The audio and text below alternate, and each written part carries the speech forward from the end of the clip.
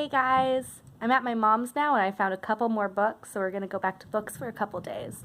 This one is called The Mysteries of Harris Burdick by Chris Van Allsburg, and it is one of my all-time favorite stories.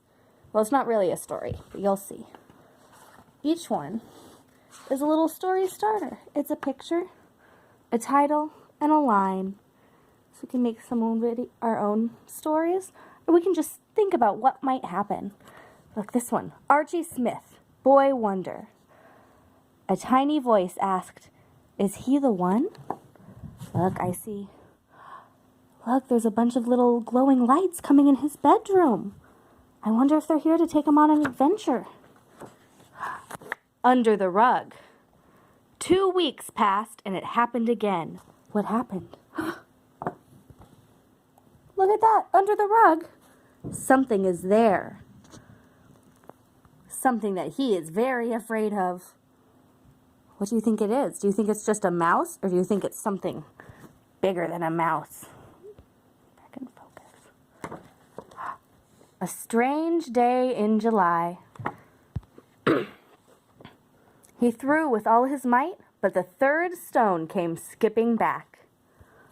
Look here, we got 2 little kids. You got a little boy and a little girl, and they're skipping stones. Do you guys know how to skip stones? I'm not very good at it, but I can get a couple skips out of it. But I have never had that stone come skipping back at me. And they don't know, I don't think they know what's skipping it back. What is returning his stones to him? What do you think? Missing in Venice. That's a city. Even with her mighty engines in reverse, the ocean liner was pulled further and further into the canal. Look, a canal is like a street, but there's water instead of road.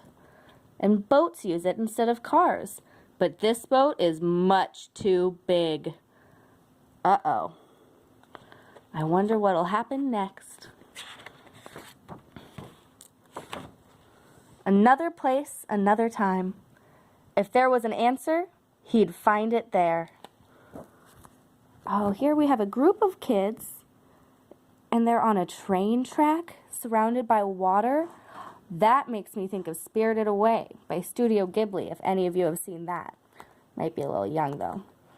But that movie, there's a train in the middle of the ocean, and it's beautiful. And look, they're using the wind, just like a ship would, to pull their little handmade train along, and there in the distance, I see a castle. If there was an answer, he'd find it there. Uninvited guests. His heart was pounding. He was sure he had seen the doorknob turn. Look at that, there's a door, and there's a man there, but that door is very tiny. Look, there's his ice skate, and it's the same size almost as the door. That means something very tiny has to be coming out of there. What do you think it is? Maybe it could be some elves or fairies, some gnomes, or maybe it's some walking, talking mice. Ooh. Ooh, the harp. So it's true, he thought. It's really true. Look, there's a harp, and the water's rippling as if something just jumps back into the water. Oh, and there's a man with his dog, and they saw whatever jumped in the water. Now, when I was in school, I actually wrote a story for this, and I wrote it well, I didn't write very much of it, but I wrote it from the dog's perspective, named Freya, and it was about how her owner, this man, he didn't have a name, but he saw a mermaid playing the harp, and all he wanted to do was see her again. But he never found her again.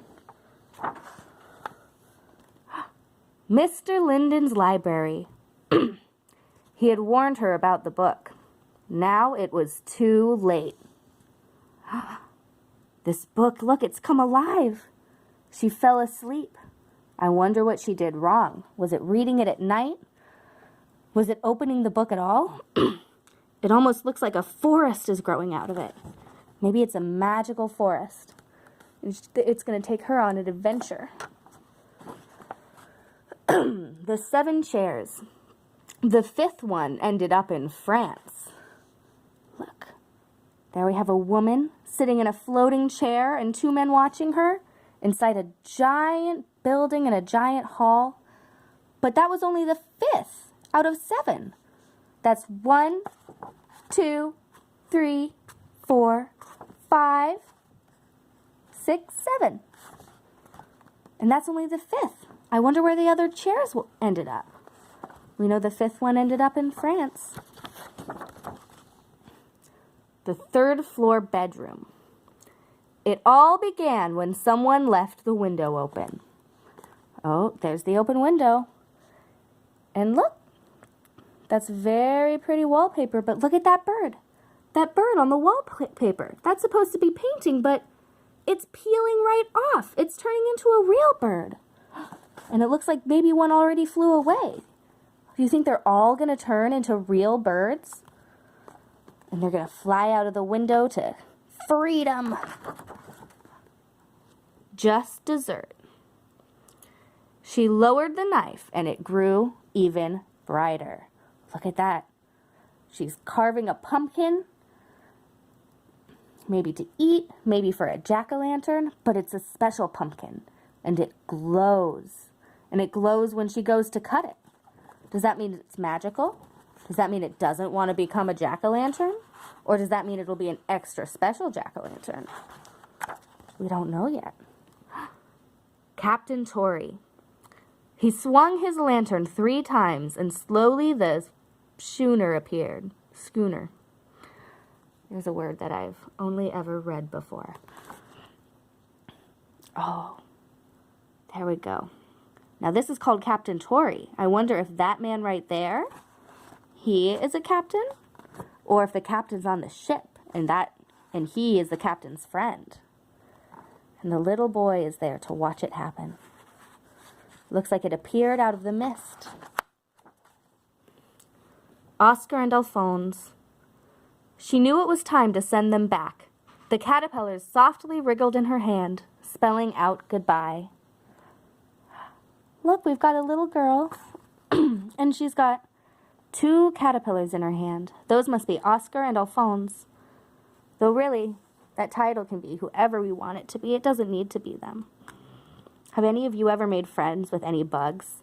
When I was 2 years old, 3 years old, there was an anthill near my house, and they were my best friend ants. I would go every day to say hi to them. The house on Maple Street. It was a perfect liftoff. Whoa! Look at that. That house is lifting off just like a rocket ship. What would you do if your house lifted off into outer space right now? I don't know what I would do. On Maple Street. Oh, and that's the last one. I love these stories. For the ones who have older kiddos, they might like writing little stories about these too. Okay, thank you for reading with me today. Have a good week, okay?